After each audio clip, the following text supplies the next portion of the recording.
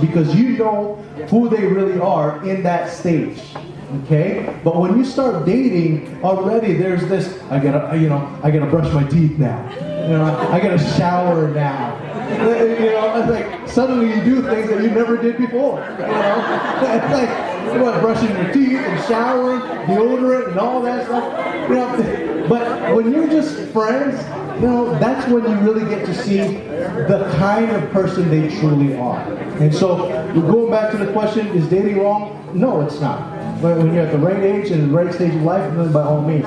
But just as a precautionary measure, go be friends, okay? Be friends first before you start dating exclusively. That way you get to know who they really are. We actually also teach young people principles in going out on a date, okay? Like, for example, biblically speaking, there was also in the temple an outer court, inner court, and holy of holies, okay? And in our personality, there is an outer court, which is surface stuff. Inner court is emotional stuff. Holy of holies is physical and really deep personal issues. And we suggest that on your date nights, on your, especially if it's a first date, don't share immediately everything that's so precious to you. Okay? Talk about surface stuff first. Okay? Don't immediately on your first date say, oh, my dad is like this, and I feel so abandoned, and I feel, and all your issues already out there, and then you cry and you ask for comfort, and then one thing leads to another. There's stages. Okay? So, because you also would like to guard your heart. Okay? It is wisdom to guard your heart.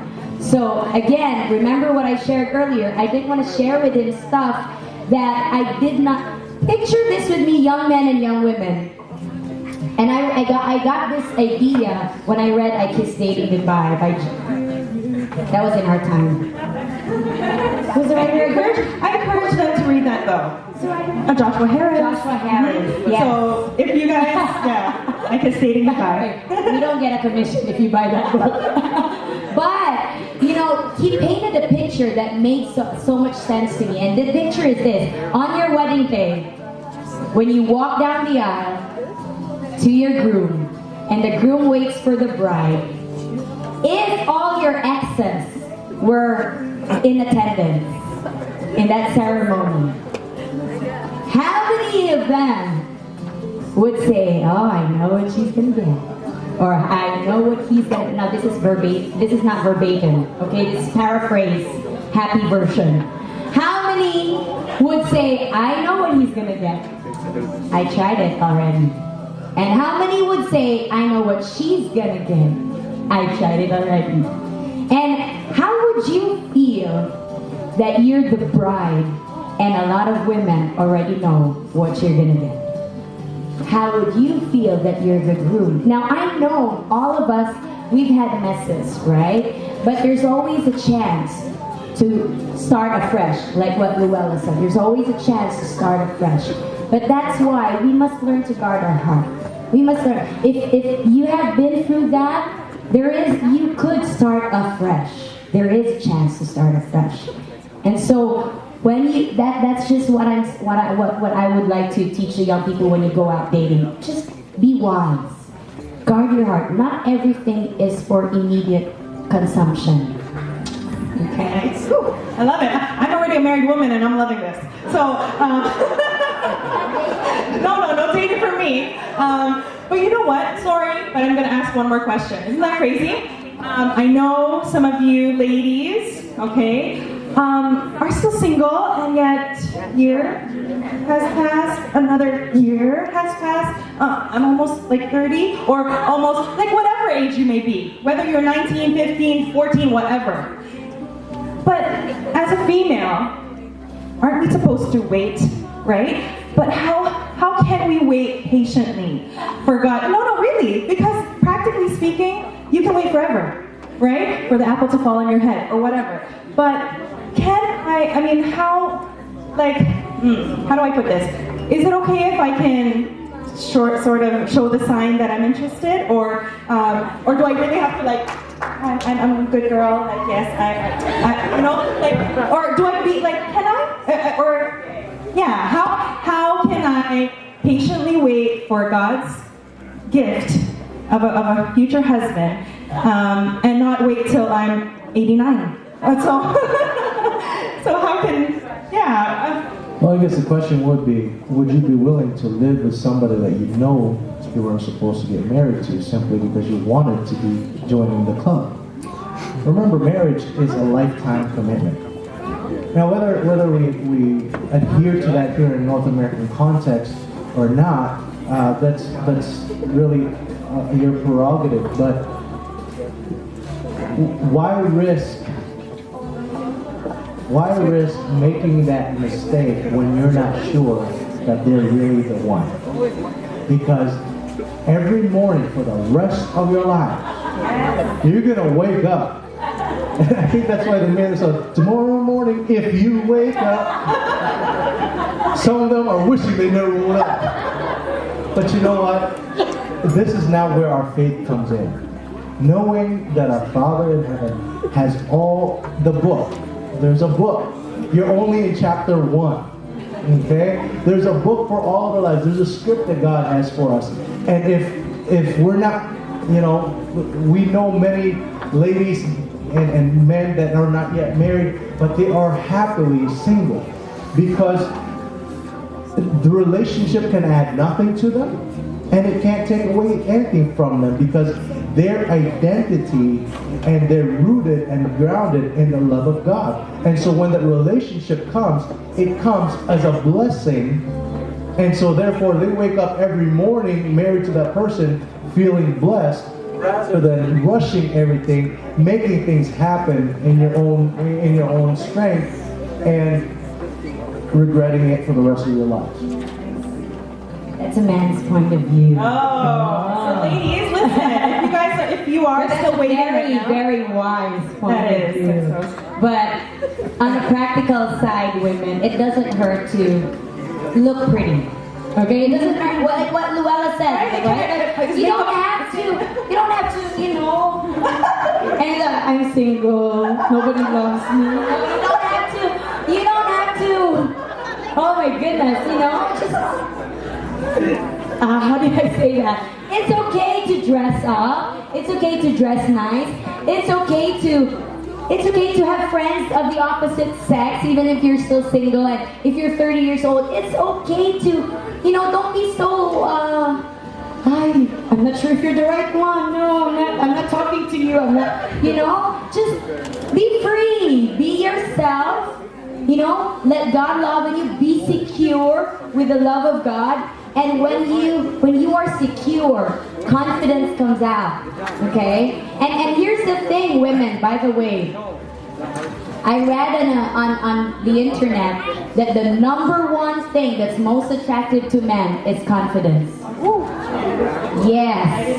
That the number one most attractive to men is a confident woman. So, ladies, you know, it's okay to be confident about yourself. Okay? So it's not bad to put on makeup. Okay. Do you hear that, ladies? I mean, I hope you're encouraged by all those questions. I don't know, maybe you're itching to still, I'm actually going to give you one more chance. If you're still itching to ask a question before the night ends, any questions? Have we answered them all, or are they still floating in your head? Are you going to beat yourself up at the end of the night saying, why didn't I ask? Or whatever. So, this is your chance.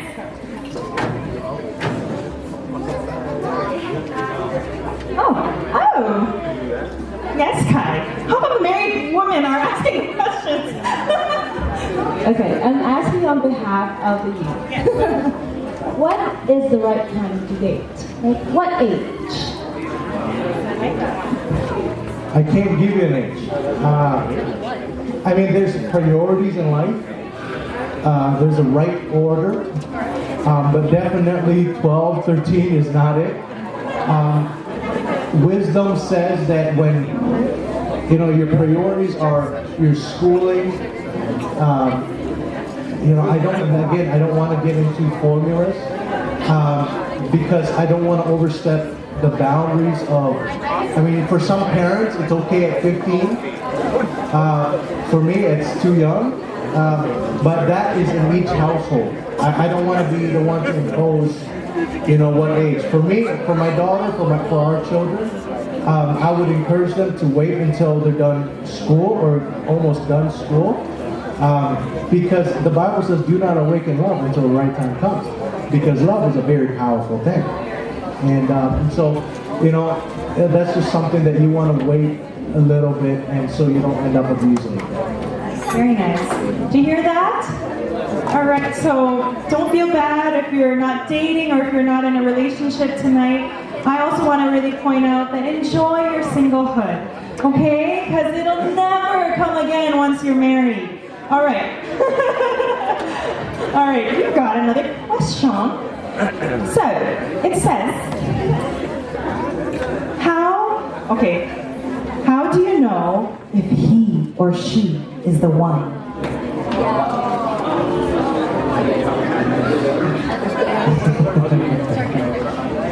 This question has gotten me in trouble in the past. This is a setup. Because see, they're going to go home and say, well, Pastor Knapp said, so I cannot tell you how you'll know.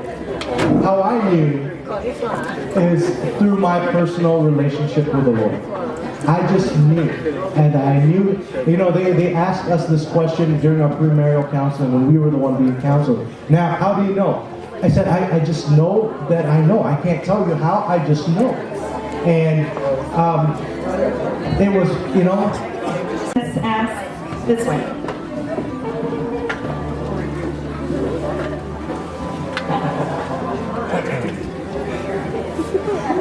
What if you have awakened it?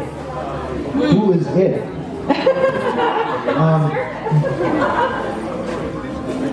That is where self-control and the grace of God really has to come.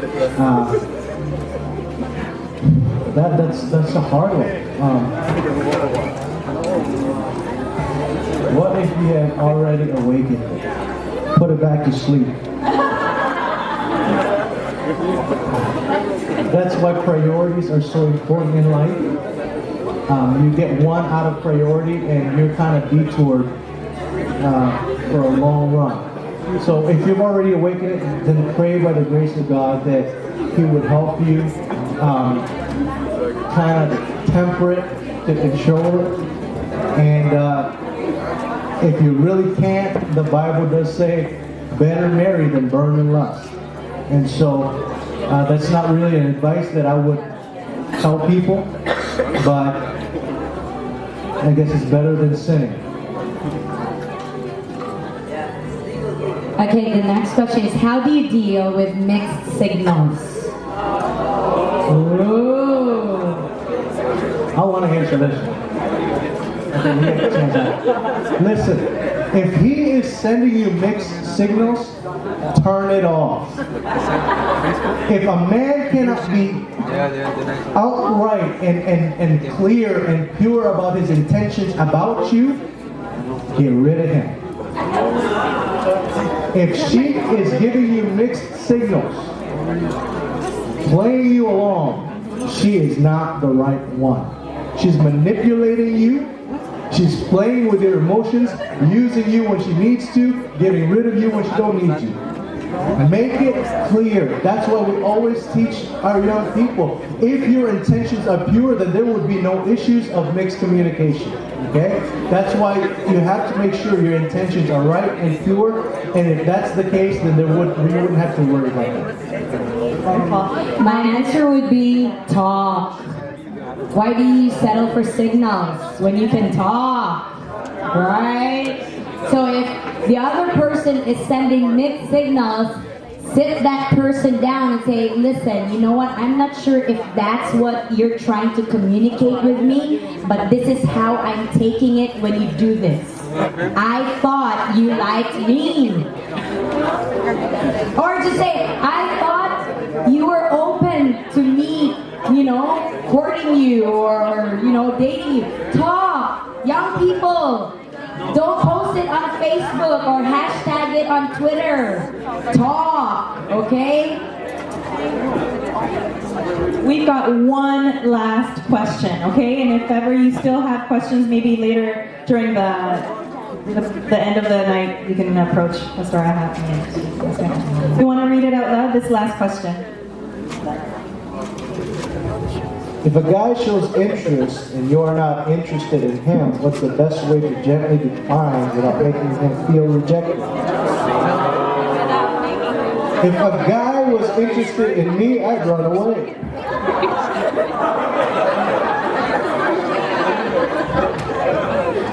That's scary if a guy's interested in me. We've had instances in the past where this really happened. And for me, the best way that anybody could actually do this is to be very forthright about it. You know, to be respectful about it, but make it very clear. Because if you play them along because you're afraid to hurt their feelings, you're going to end up hurting them more in the end. So just be very gentle about it, be respectful about it, and let them know. And so that way there's no mixed signals, and nobody gets hurt more than intended. Okay, my advice, women, is that for you to gently decline or refuse, you just, meet up with him and say, I am gently telling you that I am gently declining. And I hope you don't feel rejected.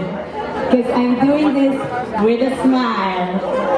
We can be friends, but I don't see this going farther from this point. And you know what? Gently. Yeah, and I think you want to be firm too. Yeah. Yes, gentle, but firm, because they'll still linger. They're persistent. They're very persistent, so you have to be firm. Hey, you have to give credit to their persistence. Oh yes, for sure. I appreciate your admiration. I appreciate your effort and your time, but I wanna say it early on. I really cannot see this friendship going farther, or I don't see this working out in the future. Nice, very nice. All right, so far, did you have fun? Are you learning? Are you learning? Because I'm learning. All right, so I am actually going to welcome Miss Rejoice and John T. to give us a special number. Let's give her a